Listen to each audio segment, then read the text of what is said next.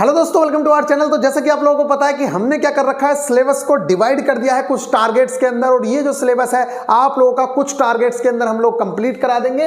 तो आज के हफ्ते का ये लास्ट टारगेट होने वाला है, जिसको हमने नाम दिया है टारगेट डे 3, क्योंकि टारगेट डे 2 में जो चीजें आप लोगों ने कंप्लीट की हैं, अब आप टारगेट डे 3 में आ गए हैं। और एक टारगेट जो होता है वो अपने पिछले वाले टारगेट से क्या होता है, कनेक्टेड होता है। इसलिए आप कोई भी टारगेट मत छोड़िएगा, क्योंकि अगर आपने एक टारगेट छोड़ दिया तो इसका मतलब है कि आपका कनेक्शन टूट जाएगा।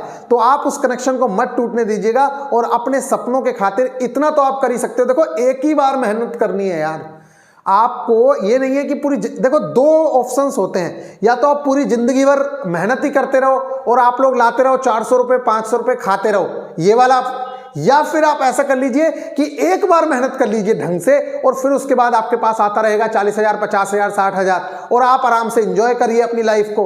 तो गाइज, सिर्फ एक बार आप लोगों को दिल लगा के मेहनत करनी है। और ये एग्जाम इतने बड़े एग्जाम्स नहीं है, बल्क में वैकेंसी आने वाली है। सुना तो ऐसा है कि 86,000 ओवरऑल पोस्ट आने वाली है, जिसके अंदर इंक्लूड होगी ALP टेक्नीशियन और RPF और JEE।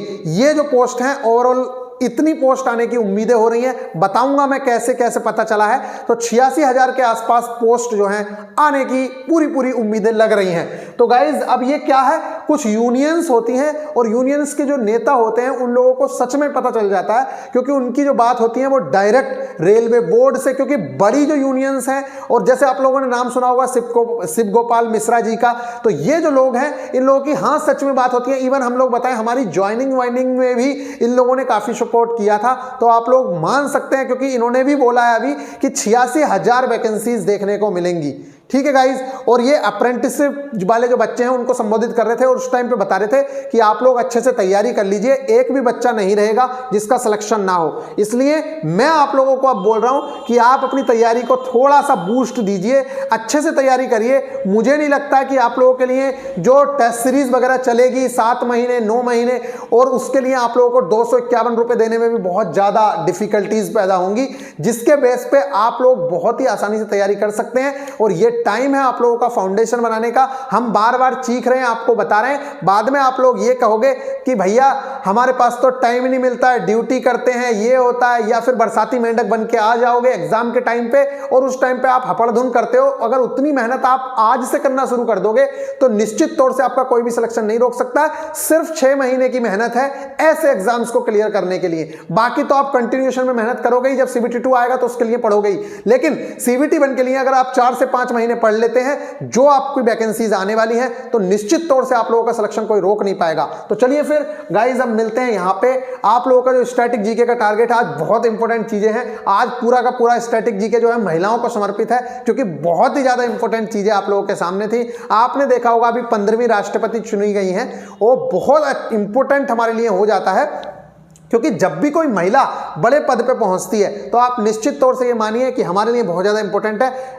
ये तो हमारे लिए बहुत ही ज्यादा इंपॉर्टेंट है, क्योंकि हमारे भारत की प्रथम नागरिक जो चुनी गई, वो आप लोगों को पता है कि हमारी 15वीं राष्ट्रपति द्रौपदी मुर्मू जी।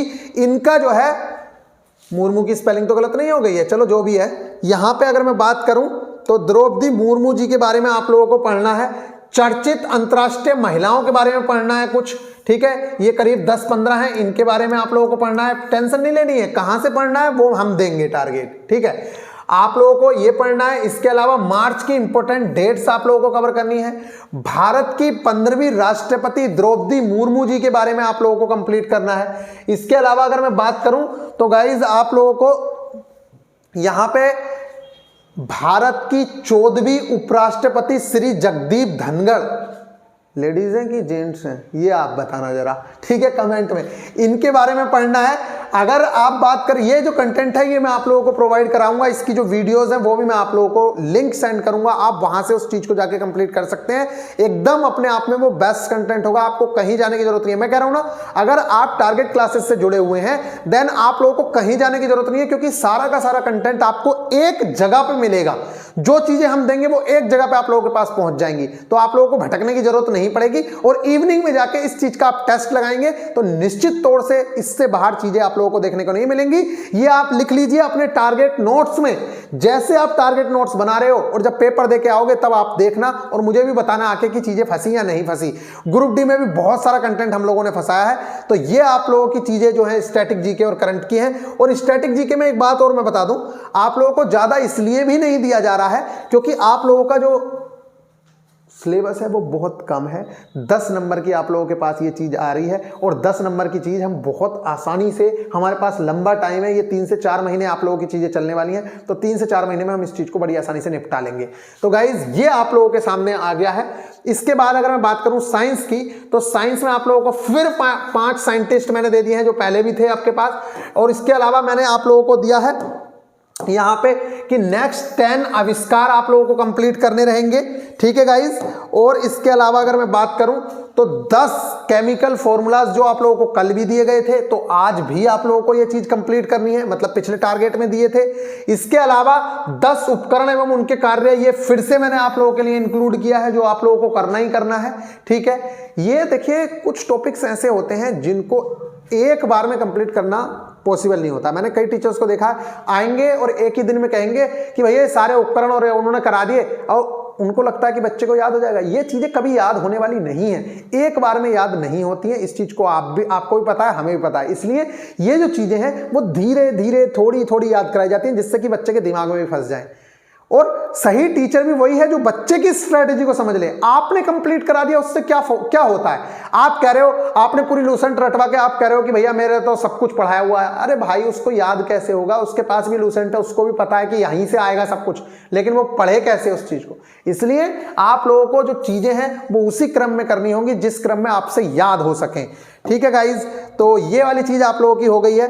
इसके अलावा मैं बात करूं तो मिश्र धातु एवं उनके घटक, ये आप लोगों के लिए आज नया मैंने इंक्लूड किया है। तो कुछ मिश्र धातुएं हैं जिनके घटक के बारे में आपसे क्वेश्चंस पूछे जाते हैं, ना सिर्फ यहां बल्कि ट्रेड टेस्ट में भी इससे रिलेटेड क्वेश्चन आपको पूछा जाता है। नेक्स्ट है क्लास 9th की जो एनसीईआरटी है। अभी हम अपर करेंगे लेवल, ये मान लीजिए, आप ये मत समझिए कि यहीं तक रुक जाएंगे, ये तो स्टार्टिंग है, अभी तीसरा ही दिन है। फिर हम इस लेवल को बहुत अपर कर देंगे जो एएलपी लेवल, जेई लेवल तक चीजें जाएंगी।